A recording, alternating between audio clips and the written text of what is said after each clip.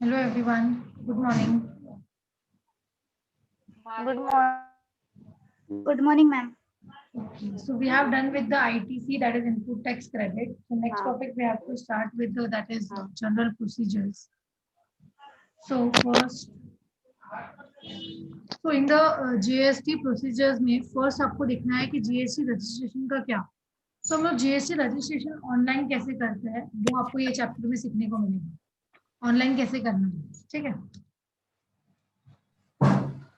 उसके बाद अगर आप नेक्स्ट देखोगे तो मुझे कैसे पता चलेगा कि मैं लायबल हूँ जीएसटी के लिए. Am I liable for GST और नॉट, मुझे कैसे पता चलेगा.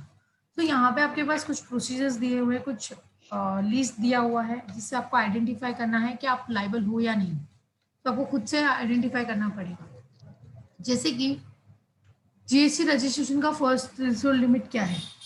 मतलब अगर आपका, अभी हम लोग देख रहे हैं लायबल कौन कौन है, अगर आपका थ्रेशोल्ड लिमिट क्रॉस हो जाता है सो आपको क्या करना है, रजिस्ट्रेशन करना पड़ेगा. तो यहाँ पे आपको बताया है कि एनी बिजनेस जिसका एग्रीगेट टर्नओवर मेरे फाइनेंशियल ईयर में अगर गुड्स के लिए 40 lakhs for goods and 20 lakh for service अगर इंक्रीज रहे, मतलब जैसे कि अगर आपका थ्रेशोल्ड लिमिट क्रॉस करते हो, फॉर एग्जांपल से मेरा बिजनेस है और मेरे बिजनेस में मैं गुड्स का सेल करती हूँ, सप्लाई ऑफ गुड्स कर रही हूँ, तो मुझे क्या करना पड़ेगा, यहाँ पे चेक करना पड़ेगा कि मेरे लास्ट फाइनेंशियल ईयर में टर्नओवर कितना है. सो अगर 40 lakhs का टर्नओवर क्रॉस होता है सो आपको जीएसटी में रजिस्ट्रेशन करना कंपलसरी है. तो ये फर्स्ट पॉइंट था, that is GST threshold limit. लेकिन अगर आप सर्विस देते हो किसी को, you are the professional and आप यहाँ पे सर्विस देते हो, तो आपके लिए क्या है 20 लाख. अगर 20 लाख अगर क्रॉस होता है आपका ग्रॉस रिसिप्ट, तो आपको क्या करना है, जीएसटी में रजिस्ट्रेशन करना पड़ेगा. फिर 20 लाख फॉर नॉर्थ स्टेट. यहाँ पे नॉर्थ स्टेट आपको ऑलरेडी पता है, हम लोग ने स्टार्टिंग के लेक्चर्स में डिस्कस किया है कि यहाँ पे कौन सा स्टेट्स आते हैं, आसाम, वो आता ना, मणिपुर वगैरह, मिजोरम. तो हाँ, सो वो सब क्या होगा, आपको नॉर्थ स्टेट है, तो अगर वहां पे अगर आप बिजनेस कर रहे हो तो आपके लिए टर्नओवर है 20 लाख. तो ये सब टर्नओवर है. अगर आपका थ्रेशोल्ड लिमिट क्रॉस होता है तो आपको जीएसटी में रजिस्ट्रेशन करना है. सेकंड पॉइंट है कि अगर आपने इंटर स्टेट सप्लाई किया तो आपको जीएसटी में रजिस्ट्रेशन कंपलसरी है. अगर आप सेम स्टेट में सप्लाई कर रहे हो और थ्रेशोल्ड लिमिट कम है तो जीएसटी रजिस्ट्रेशन नहीं किया तो चलेगा. लेकिन जैसे ही आपने इंटर स्टेट सप्लाई किया, आप इंटर स्टेट सप्लाई कर रहे हो और फिर हम लोग थ्रेशोल्ड लिमिट नहीं चेक करेंगे, ये सब कंपलसरी रजिस्ट्रेशन की बात है. कोई भी person, any person making inter state supply of goods, it's compulsory registration in IT, in GST. Clear हुआ. सेकंड पॉइंट, दो पॉइंट देखा हम लोग ने. फर्स्ट होल्ड आपका थ्रेशोल्ड लिमिट अगर क्रॉस हो रहा है तो, और सेकंड जो हम लोग ने देखा that is inter state supply करोगे तो. Next is casual taxable person. अगर आप कैजुअल टैक्सेबल पर्सन हो तो आपको जीएसटी में रजिस्ट्रेशन कंपलसरी है. कैजुअल टैक्सेबल पर्सन मतलब जिसका प्लेस ऑफ बिजनेस फिक्स नहीं होगा. प्लेस ऑफ बिजनेस आपका जहाँ पे बिजनेस करते हो वो फिक्स नहीं है. जैसे कि एग्जांपल आप इवेंट ऑर्गेनाइजेशन ले सकते हो, क्योंकि इवेंट एक जगह पे नहीं होता है, हर जगह होता है. तो जहाँ जहाँ होगा आपका इवेंट, वहाँ वहाँ फिर वो स्टेट के हिसाब से आपको रजिस्ट्रेशन करना कंपलसरी है. जिस कैजुअल टैक्सेबल पर्सन मतलब वही जिसका प्लेस ऑफ बिजनेस फिक्स नहीं है. Second, next is NRI. आप नॉन रेसिडेंट टैक्सेबल पर्सन हो, मतलब जैसे कि अगर आप बाहर ही रहते हो, आपका बाहर ही है, लेकिन बिजनेस सबका जो सेटअप है वो इंडिया में है. तो अगर बिजनेस आपका इंडिया में है तो आपको टैक्स भी इंडिया में लगेगा. समझ में आया. जिसका बिजनेस इंडिया में होगा और आप लोग रहते बाहर हो उससे कुछ हमको लेना देना नहीं, लेकिन आपने बिजनेस भी इंडिया में किया है तो टैक्स इंडिया में लगेगा. Next is reverse charge mechanism. Reverse charge mechanism में अगर आप लोग आते हो, जैसे कि जहाँ पे नॉर्मल केस में क्या होता है, सप्लायर ने अगर सामान बेचा, सप्लायर सामान बेच रहा है रजिस्टर पर्सन को, और सप्लायर क्या कर रहा है, यहाँ पे रजिस्टर ही नहीं है. आप देख सकते हो ये इमेज में कि यहाँ पे क्या हो रहा है, अनरजिस्टर्ड पर्सन है. ये मेरा जो पर्सन है वो अनरजिस्टर्ड है, वो रजिस्टर्ड पर्सन को सामान बेच रहा है. तो ये केस में क्या होगा, वो सप्लायर तो अनरजिस्टर्ड है तो वो तो टैक्स नहीं पे कर सकता है. तो क्या करना पड़ेगा, रिसिपिएंट को रजिस्टर करवाना पड़ेगा कंपलसरी, और फिर टैक्स पे करना पड़ेगा गवर्नमेंट को जाके. मतलब यहाँ पे भी लिमिट का ऐसा कुछ नहीं है. अगर आप आरसीएम के केस में आते हो, आरसीएम ऑलरेडी हम लोगों ने देखा है प्रीवियस चैप्टर में. अगर आप वो सब गुड्स वगैरह परचेस करते हो, सेल करते हो, इम्पोर्ट करते हो, मतलब अगर वैसा कुछ है, रेसिपिएंट को कंपलसरी रजिस्ट्रेशन करवाना है विदाउट थ्रेशोल्ड लिमिट इंक्रीजिंग. समझ में आ गया. ये सब कंपलसरी वाले हम लोग अभी तक पढ़ रहे हैं. अगर आपका लिमिट क्रॉस होता है कंपलसरी रजिस्ट्रेशन है. इंटर स्टेट सप्लाई कर रहे हो कंपलसरी रजिस्ट्रेशन है. कैजुअल टैक्सेबल पर्सन है, कर रहे हो अगर आप, तो क्या होगा, कंपलसरी रजिस्ट्रेशन है। एनआरआई पर्सन है तो भी कंपलसरी रजिस्ट्रेशन है, एंड अगर आरसीएम है तो भी क्या कंपलसरी रजिस्ट्रेशन है।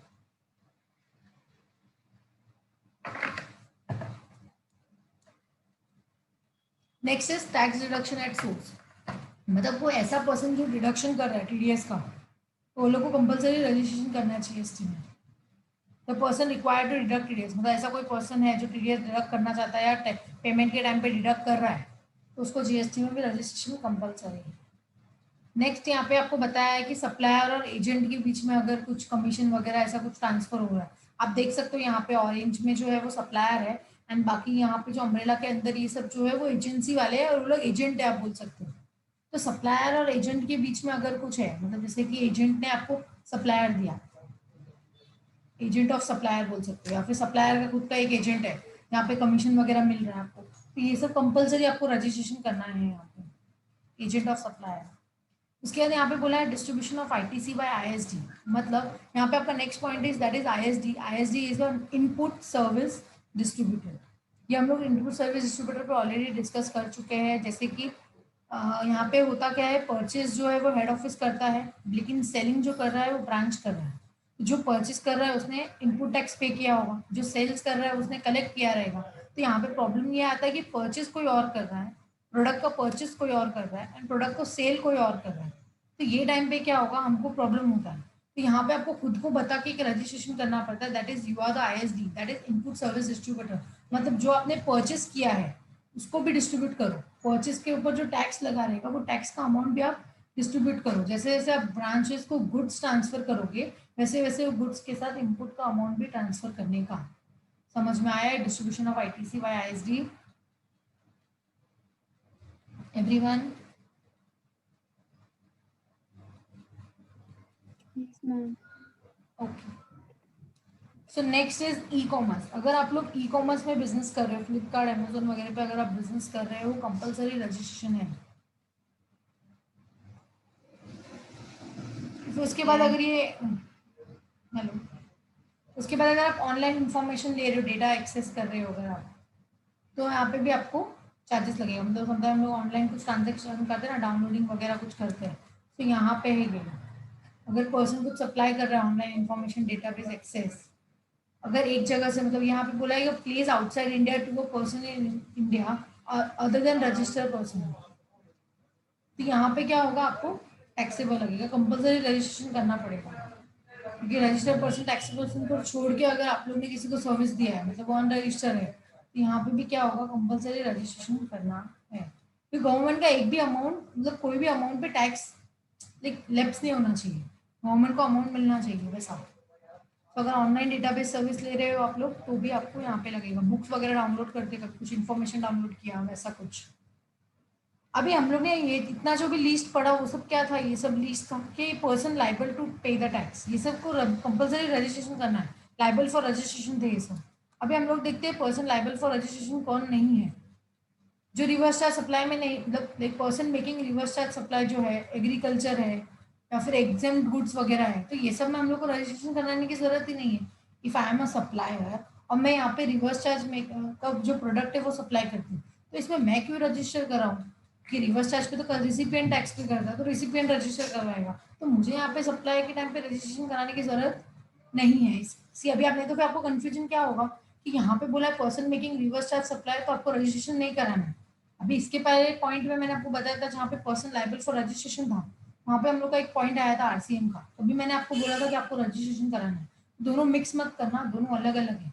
जैसे कि ये वाला जो है person not liable for supply, यहाँ पे हम लोग सप्लायर की बात कर रहे हैं, क्योंकि सप्लायर अगर रिवर्स चार्ज का गुड्स बेच रहा है आपको, तो सप्लायर रजिस्ट्रेशन क्यों कराएगा, समझ में आया, रिसिपिएंट कराएगा। तो रिसिपिएंट जो कराएगा वो हम लोग ने इसके पहले वाले में देखा, that is person liable for registration.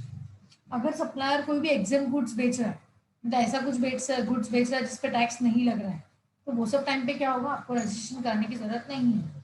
अगर आप कुछ एग्रीकल्चर प्रोडक्ट बेच रहे हो, जो आप एग्रीकल्चर प्रोडक्ट बेच रहे हो, तो भी आपको यहाँ पे क्या करना है, जीएसटी में रजिस्ट्रेशन करने की जरूरत नहीं है। क्लियर हुआ ये पॉइंट? सो अब हम लोग ने देख लिया कि पर्सन किसको किसको लाइबल है रजिस्ट्रेशन के लिए कंपलसरी, और ये पर्सन जो है लाइबल फॉर रजिस्ट्रेशन नहीं है। Clear everyone? Yes, ma'am. Yes, ma'am. ठीक है। सो नेक्स्ट हम लोग देखते हैं कि प्रोसीजर्स क्या है रजिस्ट्रेशन का। मतलब अगर आपको रजिस्ट्रेशन करना है तो प्रोसीजर्स है कभी रजिस्ट्रेशन करने का। अगर नॉर्मल आपको लग रहा है कि आपका टर्नओवर क्रॉस हो रहा है, मतलब आपको ऐसा लग रहा है क्योंकि आप टर्नओवर क्रॉस होने के बाद या फिर रजिस्ट्रेशन आपको ऐसा लग रहा है कभी भी, तो आपको 30 दिन के पहले आपको रजिस्ट्रेशन कराना है या फिर विद इन द 30 डेज जब से आप लाइबल हो। फॉर एग्जाम्पल से आपका जब आपने बिजनेस स्टार्ट किया था तभी आपका जो टर्नओवर था वो 2 लाख रुपए से आपने बिजनेस स्टार्ट किया, ज्यादा नहीं था आपका बिजनेस, उतने से ही स्टार्ट किया। आपने ऐसे ही 3-4 साल 5 साल तक आपने ऐसे ही किया, आपका बिजनेस का टर्नओवर क्रॉस नहीं हो रहा है।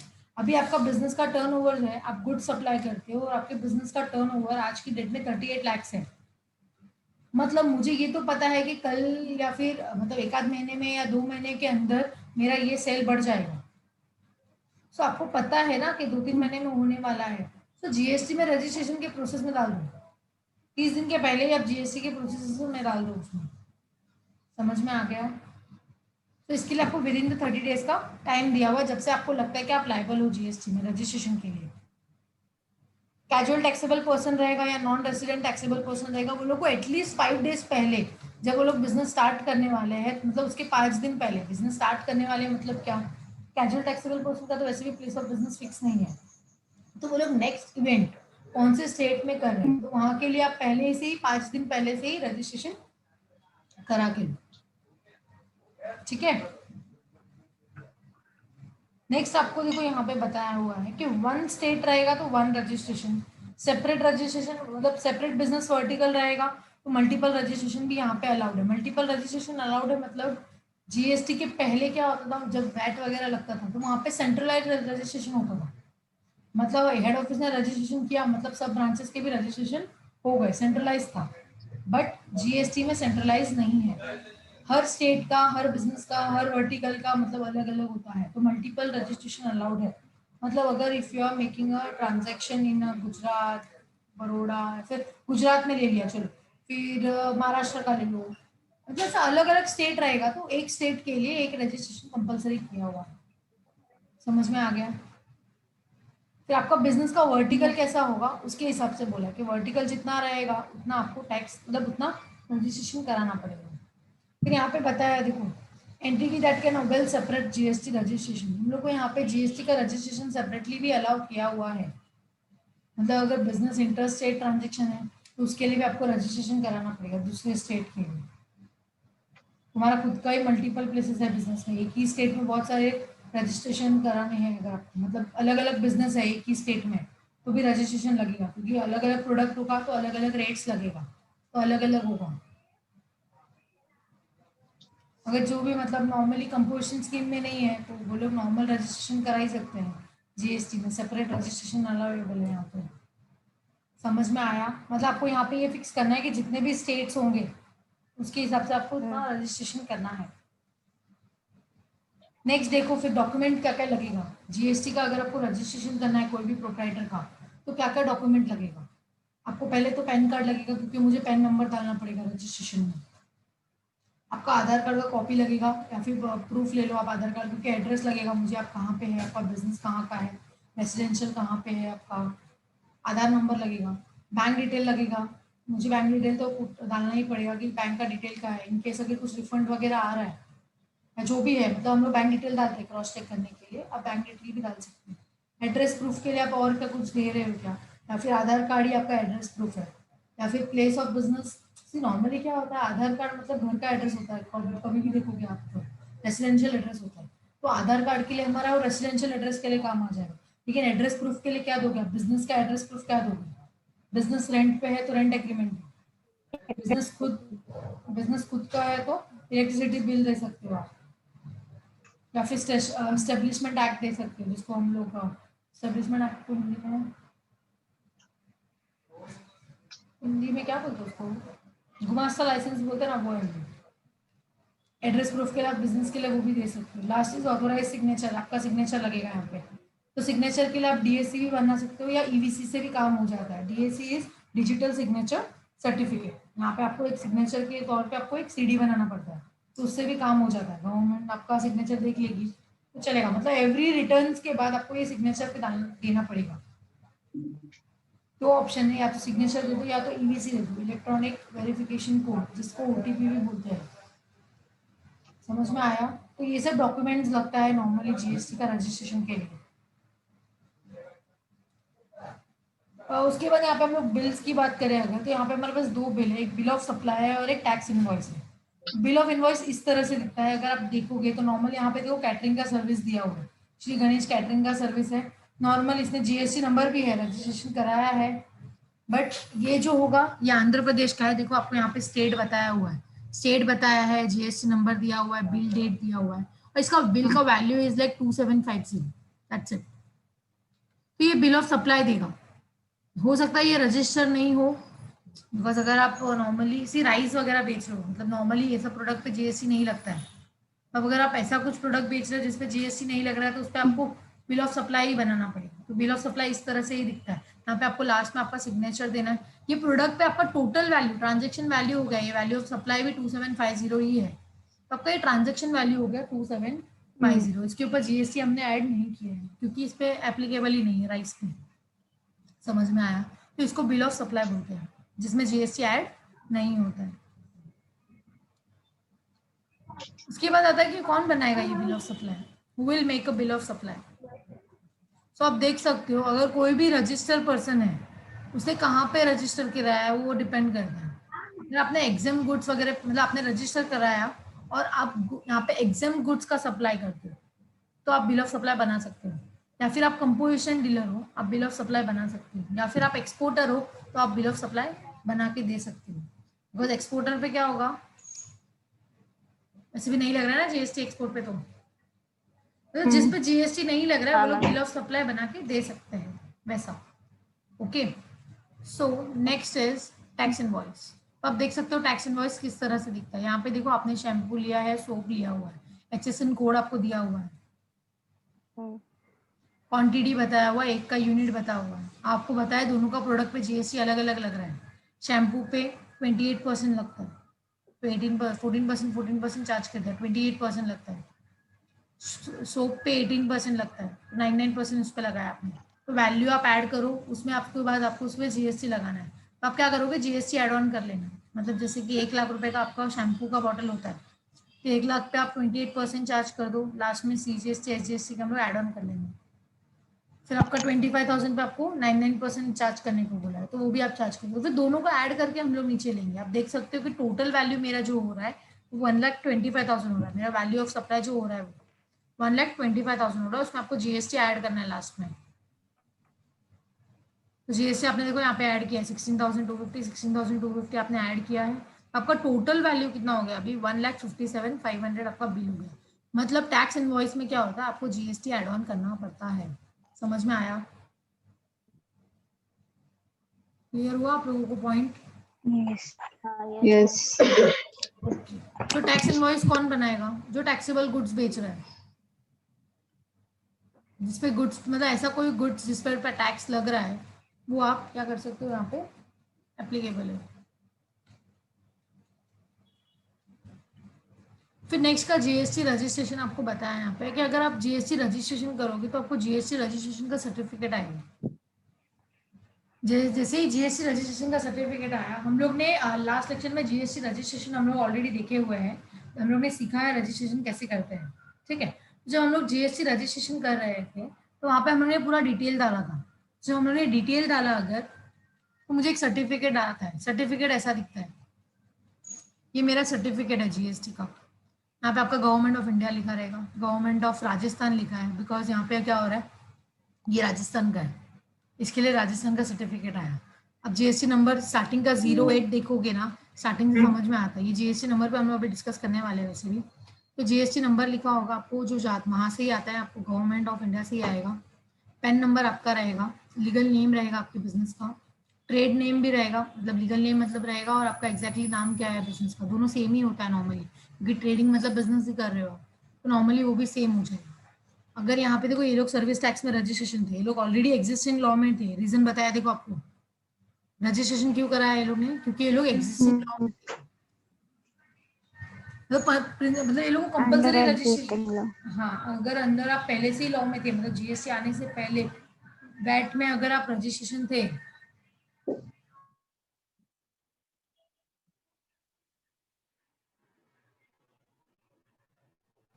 अगर आप ऑलरेडी जीएसटी आने से पहले वैट वगैरह में अगर आप रजिस्ट्रेशन थे तो एग्जिस्टिंग लॉ में भी थे, मतलब आप कंपलसरी रजिस्ट्रेशन में आ जाते, तो जीएसटी रजिस्ट्रेशन करना कंपलसरी है।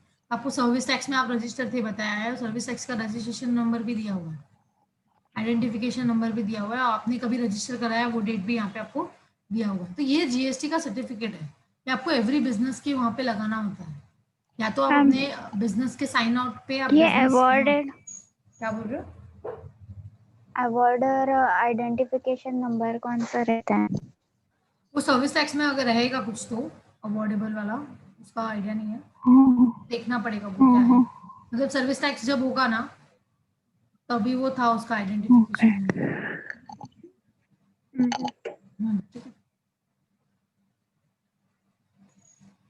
यहाँ पे आपको वो दिया हुआ है डेट वगैरह। तो ये जो आपका सर्टिफिकेट है आपको डाउनलोड करने के बाद, ऐसा प्रिंट आउट लगाने के बाद आपको क्या करना पड़ेगा, बिजनेस में लगाना पड़ेगा। आपका प्लेस ऑफ बिजनेस कहाँ पे है वहाँ पे रखना पड़ेगा, या तो आप जीएसटी नंबर बोर्ड पे लगा सकते हो, या तो आप ये सर्टिफिकेट भी लगा सकते हो। मतलब लोगों को तो आइडिया तो आ जाएगा कि आप जीएसटी में रजिस्ट्रेशन हो, मतलब कोई भी प्रोडक्ट पे जीएसटी चार्ज कर सकते हो, ये हमको आइडिया आ जाएगा। नहीं तो आप कंपोजिशन स्कीम हो तो आप जीएसटी चार्ज नहीं कर सकते, कलेक्ट नहीं कर सकते, तो वो बोर्ड मारो कि हम लोग ने रजिस्ट्रेशन तो है लेकिन कंपोजिशन स्कीम में है, तो कस्टमर से जीएसटी नहीं लगेगा, वो भी वो लोग को आइडिया आ जाएगा, तो कस्टमर को पता तो चलना चाहिए। तो हम लोग यहाँ पे डिस्कस करते हैं जीएसटी नंबर का। अगर आप जीएसटी नंबर का डिस्कस करोगे तो ये जीएसटी नंबर का फॉर्मेट है, देखो स्टार्टिंग का दो जो रहता है, अभी यहाँ पे देखो 08 है, तो ये भी 08 है। 08 जो है वो स्टेट का कोड है, स्टेट कोड मतलब यहाँ पे राजस्थान है, तो 08 मतलब ये क्या होगा, राजस्थान का होगा।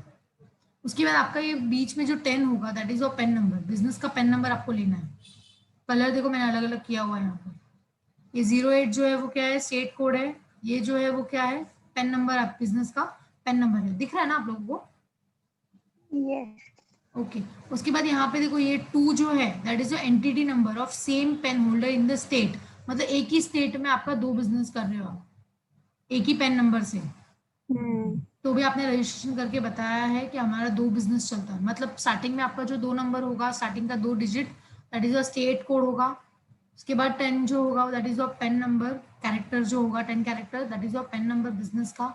एंड उसके बाद का जो आपका पॉइंट है दैट इज आपका बिजनेस का वर्टिकल, कितना बिजनेस मतलब कितने वर्टिकल्स है आपके बिजनेस का, वो आपको पता चलेगा। एंड मैं, और यहाँ पे देखो जेड जो दिया हुआ है दैट इज अल्फाबेट, अभी अभी तक फिलहाल बाय डिफॉल्ट है, इन फ्यूचर वो लोग कुछ भी चेंजेस कर सकते हैं। एंड लास्ट का 5 is your check digit number, मतलब ये नंबर से हम लोग कुछ भी आइडेंटिफाई कर सकते हैं, चेक कर सकते हैं कि अगर आपने कुछ कुछ मिस्टेक किया है। बेसिकली ये इंस्टीट्यूट ऑफ टेक्नोलॉजी, अभी अगर ये कुछ कर सकता है, अभी कुछ इन्होंने कुछ गड़बड़ किया या टैक्स वगैरह नहीं दे पा रहे, रजिस्ट्रेशन किया है टैक्स नहीं दे रहे हमको, तो हम लोग को चेक करना ईजी हो जाएगा। तो ये चेक डिजिट है, चेक करने के लिए गवर्नमेंट के काम का, अपने काम का नहीं है। समझ में आया? हम लोग को तो स्टार्टिंग का ही चेक करना है, स्टेट कौन सा है उसके हिसाब से हम लोग को आइडेंटिफाई करके लगाना है, जीएसटी लगेगा क्या एसजीएसटी लगेगा, क्योंकि हमारा महाराष्ट्र का 27 है। अगर आप महाराष्ट्र में हो 27 है, आपने भी रजिस्ट्रेशन कराया तो 27 आपको रजिस्ट्रेशन नंबर मिलेगा। किसी को सामान बेच रहे हो उसका 27 है तो इंट्रा स्टेट है, मतलब सीजीएसटी एसजीएसटी लगेगा। सामने वाले का 27 नहीं है मतलब दूसरा नंबर होगा, दूसरा नंबर आपको याद रखने की जरूरत नहीं है, दैट इज आईजीएसटी लगेगा। सिंपल सी बात है, समझ में आ गया? Clear everyone? सो ये जीएसटी का फॉर्मेट हम लोग ने देख लिया, जीएसटी का सर्टिफिकेट आप लोग ने देख लिया। यहाँ पे आप देखोगे तो जीएसटी सर्टिफिकेट का जो बताया है आपको, रजिस्ट्रेशन जो करना है आपको, जीएसटी रजिस्ट्रेशन 06 में आपको सर्टिफिकेट मिलेगा। तो सर्टिफिकेट का आपको ये नंबर भी दिया हुआ है, जीएसटी फॉर्म REG 06। रजिस्ट्रेशन का अगर आपको रजिस्ट्रेशन करना है तो REG 01 में रजिस्ट्रेशन करना है, बट सर्टिफिकेट जो आएगा वो 06 में आएगा। समझ में आ रहा है?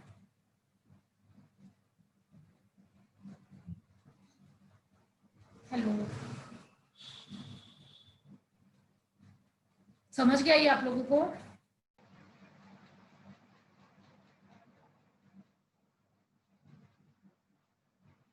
हेलो,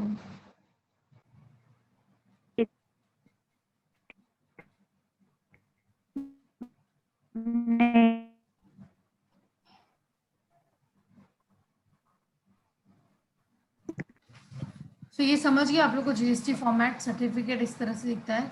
अगर आपको मैम ये जीएसटी मैम 06 ये जीएस 06 जरा फिर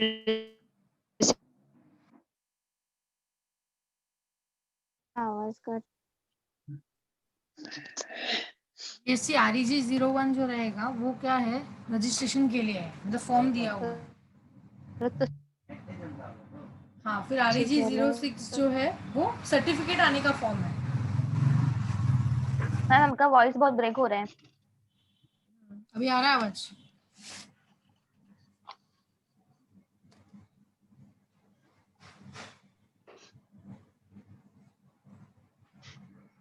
REG 01 जो है ना, REG 01 दैट इज एप्लीकेशन। अगर आपको जीएसटी में रजिस्ट्रेशन करना है तो वो फॉर्म है, वो फॉर्म फिलअप करना पड़ेगा पूरा। तो आपको वो लोग पूरा फिलअप करने के बाद आपको ये सर्टिफिकेट आएगा, वो सर्टिफिकेट जो आएगा वो REG 06 में आएगा। Okay.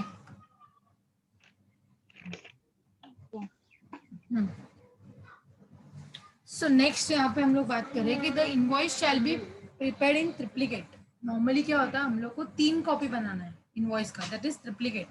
First copy for the original, that is for recipient, you can say ये ओरिजिनल इनवॉइस है रिसिपिएंट के लिए। डुप्लीकेट जो जाएगा वो ट्रांसपोर्टर के लिए जाएगा, एंड ट्रिप्लीकेट जो जाएगा वो सप्लायर के लिए जाएगा। समझ गया? 3 कॉपी आपको को निकालना है, original for recipient, duplicate for transporter and triplicate for supplier. ये कभी देखने का, ये सप्लाई ऑफ गुड्स के टाइम की बात कर रहे हैं। अगर आप सप्लाई ऑफ गुड्स कर रहे हो तो 3 कॉपी निकलेगा, लेकिन अगर आप सप्लाई ऑफ सर्विस कर रहे हो तो डुप्लीकेट कॉपी निकलेगा। That is original for recipient, that is invoice जो आएगा वो, एंड डुप्लीकेट वो सप्लायर खुद रखेगा। अभी यहाँ पे सर्विस के टाइम पे ट्रांसपोर्टर नहीं होता है, इसके लिए सिर्फ 2 ही कॉपी होगी। क्लियर हुआ ये पॉइंट?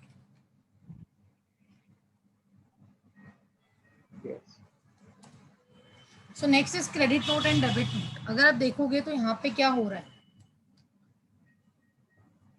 ये पूरा सर्कल है। दैट इज अगर आपने गुड्स परचेस किया होगा, फिर आप अगर आप गुड्स रिटर्न कर रहे हो तो आपको डेबिट नोट सेंड करना पड़ेगा। किसको सेंड करोगे?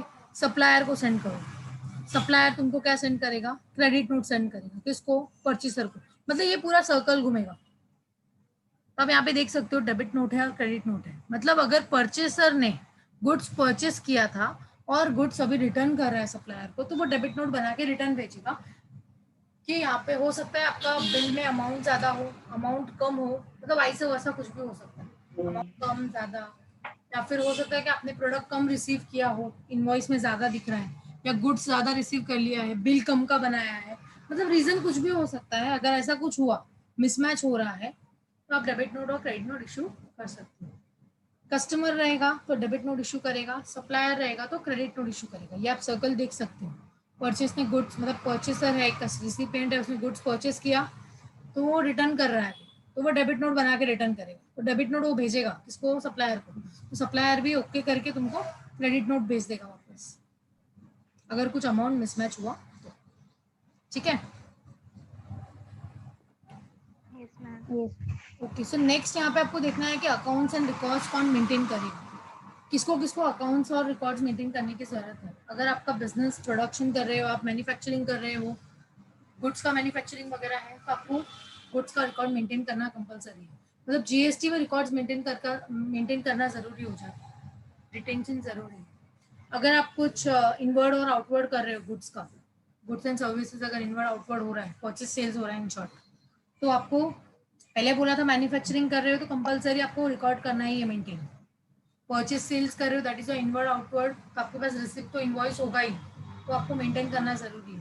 स्टॉक मेंटेन कर रहे हो तो मेंटेन करना जरूरी है कि आपने कितना खरीदा था, कितना स्टॉक में अवेलेबल है, आईटीसी कितना अवेल कर लिया है आपने अभी तक।